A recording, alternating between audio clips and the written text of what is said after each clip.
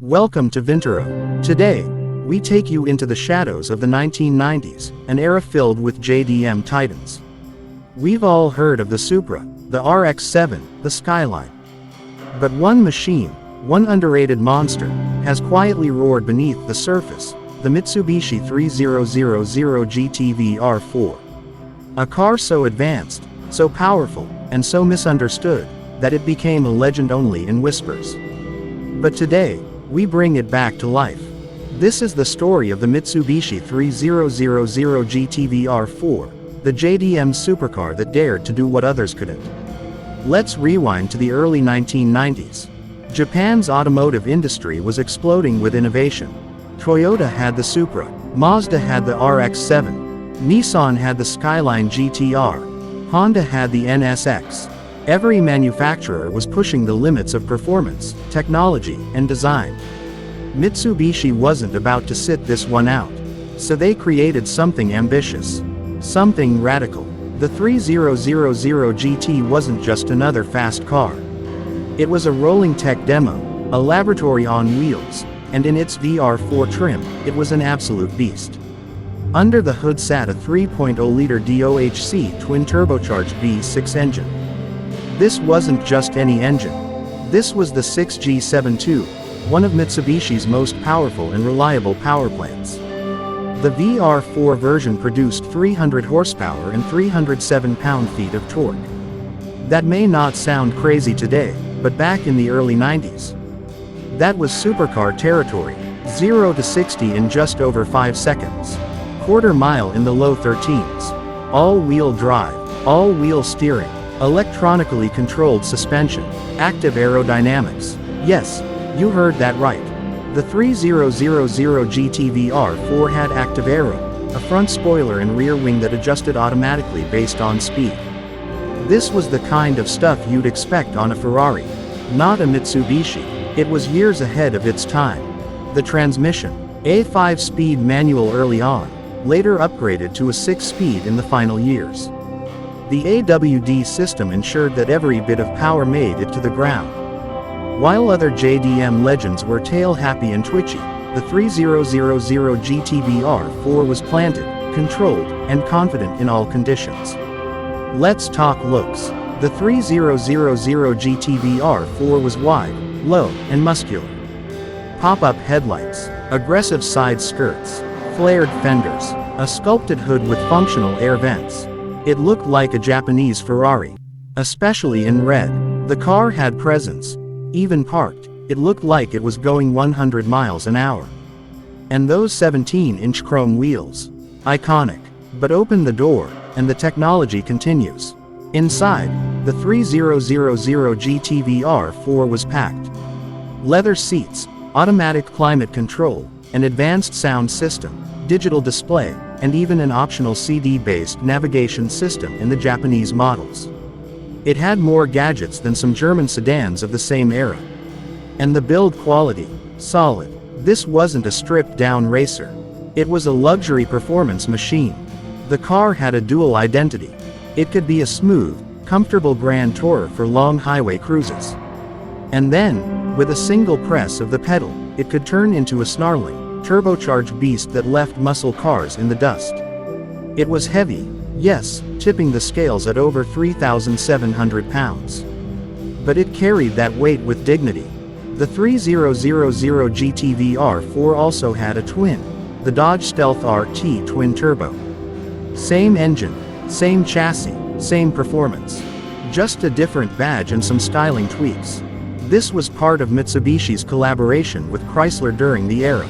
But here's the catch. Despite all its brilliance, the speed, the grip, the technology, the 3000GT VR-4 never quite got the recognition it deserved. It was often overshadowed by lighter, simpler JDM rivals. Enthusiasts said it was too heavy, too complex, too expensive to maintain, but in reality, the VR-4 was built for a different purpose. It wasn't a stripped-out track toy.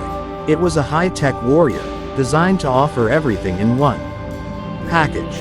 The price tag reflected that. When new, the VR-4 cost more than a Toyota Supra or a Nissan 300ZX. But for that price, you were getting supercar-level features. And that scared off some buyers. It wasn't raw enough for purists, and it wasn't mainstream enough for the masses. But the real fans knew. They still do. On the road, the 3000GT VR-4 delivers a driving experience like no other. The turbos spool up with a smooth surge of power. The all-wheel drive claws into the pavement. The steering feels tight. The suspension adjusts on the fly. And that active aero. You can feel the grip as the rear wing settles into place at high speeds. It's like the car is alive, constantly adjusting, reacting, evolving with every input. Even today, driving a 3000GT VR-4 feels futuristic. And maybe that's the problem. It was too futuristic, too ambitious for its time. The kind of car that would have made sense 10 years later. And maybe that's why it faded. In 1999, Mitsubishi ended production of the 3000GT. The final models were cleaner, more refined, with a 6-speed manual and updated body lines. But by then, the market had shifted. Big, complex sports cars were falling out of favor. Simpler, lighter machines were taking over. And the VR-4 quietly disappeared. But not in the hearts of enthusiasts. Today, the 3000GT VR-4 is a collector's dream. Finding a clean, low-mileage example is rare. Prices are rising. People are starting to realize what this car truly was, a misunderstood genius. A mechanical masterpiece. A vision of the future that arrived too early. Let's talk about some numbers. In its prime, the VR-4 could out-accelerate many European sports cars. It had more technology than most luxury sedans. It could corner, grip, and cruise. And it did it all with the kind of boldness that only Mitsubishi could pull off back then. Even among JDM royalty, the 3000GT VR-4 stands out. It wasn't the most famous. But it was the most fearless. It didn't follow trends. It set them. And while it may not have earned the same pop culture fame as the Supra or Skyline, it earned something far more lasting, the respect of true car lovers. Look around the modern automotive world today. Active aero, now common. All-wheel drive in sports cars. Standard. Adaptive suspension, everywhere.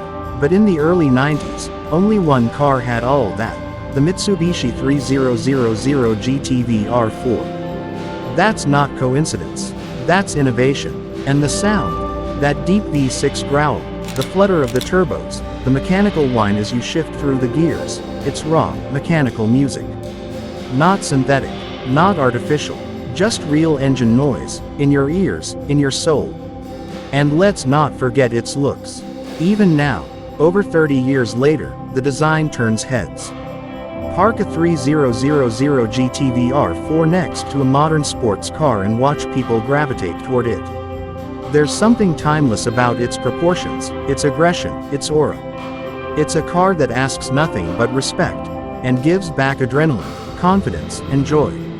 So what happened to Mitsubishi after that? The brand shifted toward economy cars, SUVs, and hybrids. The performance flame that once burned bright with the 3000GT, the Lancer Evolution, and the Eclipse, slowly faded. But the legacy remains, and it lives through cars like the VR-4. For those who own one today, it's more than a machine. It's a time capsule, a reminder of what cars used to be, and what they still can be. If you ever get the chance to drive a Mitsubishi 3000GT VR-4, take it. Don't just look at the spec sheet. Don't worry about the weight. Just drive it. Feel the engineering, the soul, the ambition that went into building something this bold. Because once you do, you'll understand why it's more than just a forgotten JDM legend. It's the supercar that dared to dream, and dared to deliver. This was Vintoro, and this was the story of the Mitsubishi 3000GT VR-4. Don't forget to like the video, drop your thoughts in the comments, and subscribe to Vintoro for more legends reborn through storytelling. We'll see you in the next drive.